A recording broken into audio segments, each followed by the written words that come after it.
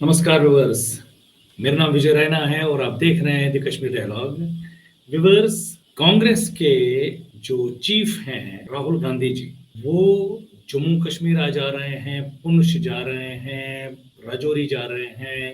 पुंछ शहर पे जो हमला पाकिस्तान ने किया, शेलिंग जो हुई, वहाँ जितने भी लोग मारे गए, 16-17 लोग वहाँ मारे गए हैं, जिसमें बच्चे, बूढ़े, औरतें और एडीडीसी भी वहाँ मारे गए। तो वहाँ जो हालात थे, वहाँ जो पाकिस्तान ने ज़बरदस्त शेलिंग की थी और पुंछ को उड़ाने की कोशिश की गई थी कि लोगों को वहाँ से भागना पड़ा, अपना पलायन करना पड़ा, अपने आप को बचाना पड़ा। आज राहुल गांधी जी वहाँ आ रहे हैं, वहाँ सुध लेने के लिए आ रहे हैं। आखिरकार उनको याद आ गया कि मुझे जाना चाहिए, वहाँ के हालात देखने चाहिए, जबकि सभी जो गवर्नमेंट मशीनरी है जम्मू कश्मीर की, इवन हमारे जो केंद्रीय मंत्री हैं राजनाथ सिंह जी, गवर्नर साहब वहाँ गए हैं। पूरा वहाँ इमदाद जो भी उनको पहुँचाया गया, वो पहुँचाया गया है उनके लिए। जो शेल्टर्स, रिहैबिलिटेशन सेंटर जो उसी टाइम इक़्तिदामात किए गए थे, वो फुल फ्लेज्ड ऑपरेशनल किए गए और इस टाइम वहाँ हालात फिर मामूल पे आ रहे हैं और वो अपने आप को फिर सेटल करने की कोशिश कर रहे हैं। गवर्नमेंट उसमें पूरी तरह से उनको मदद कर रही है। तो देखते हैं, आज राहुल जी आएंगे, वो वहाँ बात करेंगे और उसके बाद वो प्रेस ब्रीफिंग भी उन्हें करनी है, तो उसमें वो क्या कहेंगे और कहना क्या है वो आपको लोगों को पता ही है कि क्या वो बोलते रहते हैं। हमेशा देश के खिलाफ ही बात होती है और हमेशा पाकिस्तान के एंगल की बात होती है, एंटी नेशनल्स के एंगल की बात होती है। वो अपने देश के बारे में कभी जो है सोच नहीं सकते हैं, क्योंकि चाइना और पाकिस्तान जो है उनके नाराज नहीं होने चाहिए, जो उनके आका हैं।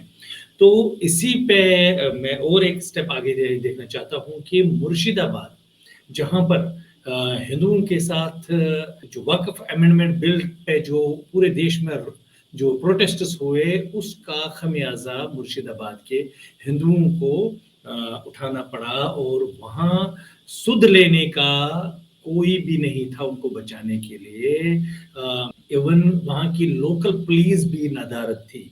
अभी मैं आपको बताना चाहता हूँ कि वहाँ जो हाई कोर्ट है कलकत्ता का, उन्होंने भी जब इसको केस को रीड किया, अच्छी तरह से इन्वेस्टिगेट किया, तो उन्होंने क्या डायरेक्शंस दी हैं कि हमारे देश में क्या हो रहा है। अब देखिए कि उन्होंने ममता सरकार को फटकार लगाई है कि पुलिस कुछ नहीं कर रही। जो उन्होंने कुछ पॉइंट्स, कुछ डायरेक्शंस दिए हैं, उनकी ही मैं बात बता रहा हूँ। सबसे पहले उन्होंने ये बताया है कि पुलिस वहाँ कुछ नहीं कर रही थी। हाई कोर्ट के बनाए एक जांच कमेटी ने बताया कि 11 और 12 अप्रैल को, जिस दिन ये हिंसा हुई है, जिस दिन हिंदुओं पे अटैक्स किए गए मुर्शिदाबाद में, जब हिंदुओं पर हमला हुआ, उस वक़्त पुलिस वहाँ मौजूद नहीं थी या कुछ नहीं कर रही थी। पुलिस तो मुर्शिदाबाद में ज़रूर होगी, ऐसा तो नहीं है कि पुलिस नहीं होगी, लेकिन कर कुछ नहीं रही थी।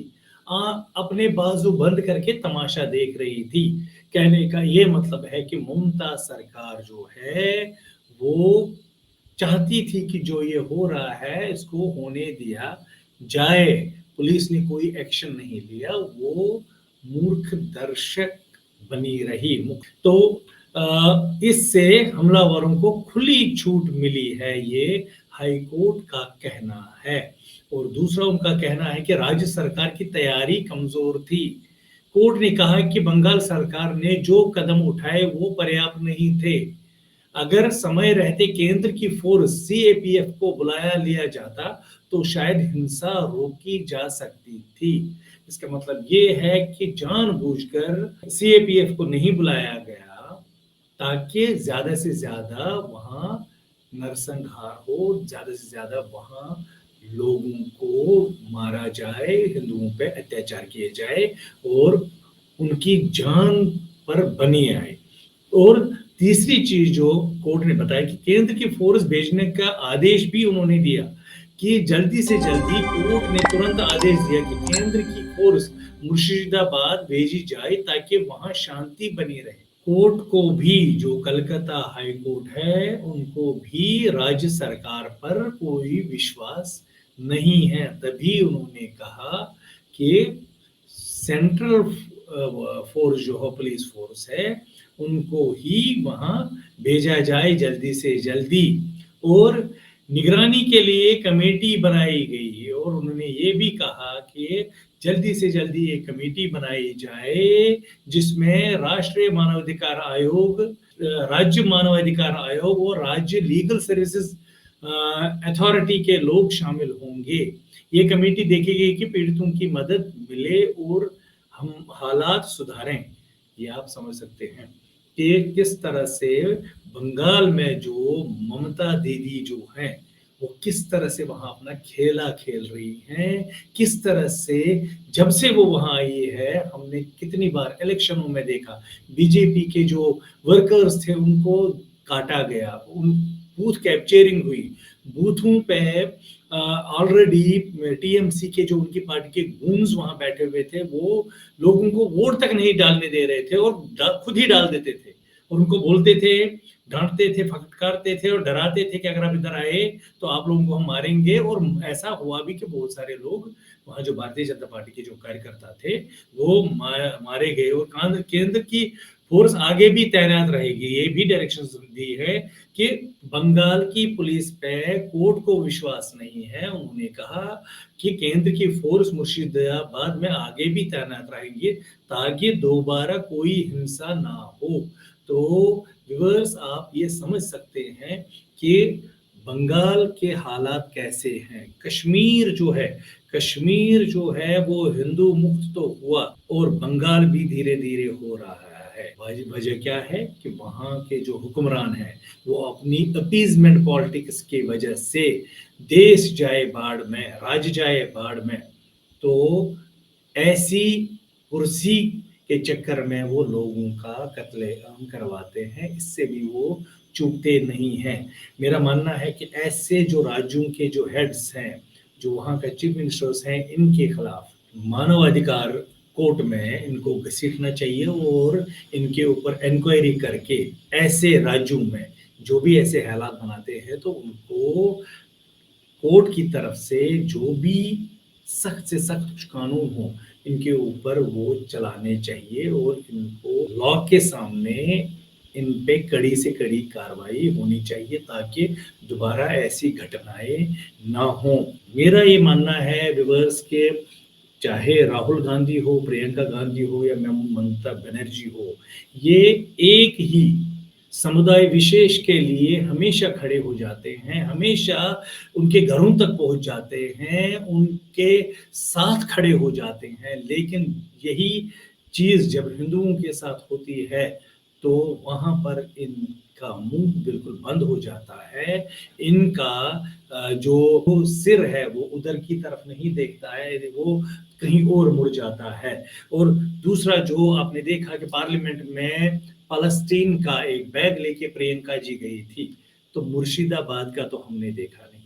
कभी कश्मीर में जो कश्मीरी हिंदूज के साथ हुआ है उसके बारे में तो हमने कभी देखा नहीं। बहुत सारे ऐसे सवालात हैं जो इनके ऊपर खड़े किए जाते हैं, इनके बारे में बोला जाता है कि ये कभी भी देश के बारे में, देश की मेजॉरिटी के बारे में कभी बात नहीं करते हैं। तो हमारा मानना ये है कि ये मेजॉरिटी या माइनॉरिटी के बारे में बात नहीं है, ये बात है देश की रक्षा की, देश के नागरिकों की रक्षा की, चाहे वो किसी भी धर्म से वाबस्ता क्यों ना हो। तो जो हमारी ये पॉलिटिकल पार्टीज है, इनको बिना धर्म के जहाँ कहीं भी जुल्म होता है उनके साथ खड़े होना चाहिए। लेकिन ऐसा नहीं है। देशवासियों से मैं रिक्वेस्ट करना चाहूँगा कि ऐसे जो लोग हैं ये ऑलरेडी एक्सपोज हो चुके हैं, लेकिन इनके खिलाफ आवाज़ उठाने की ज़रूरत है ताकि हमारा देश, हमारा भारतवर्ष शांति और अमन की तरफ जाए, कहीं भी किसी के ऊपर जुल्म ना हो, कहीं भी कोई हिंसा ना हो, कहीं भी कोई टारगेटेड किलिंग ना हो। आपको ये हमारा वीडियो कैसा लगा, आपकी क्या सुझाव है, ज़रूर हमें कमेंट सेक्शन में आप ज़रूर उसको लिखें और हमें बताएं। और साथ ही सबों से रिक्वेस्ट करना चाहूँगा कि हमारे ये चैनल द कश्मीर डायलॉग को आप सपोर्ट करें, इसको सब्सक्राइब करें, लाइक करें और शेयर करें वीडियो को। नमस्कार।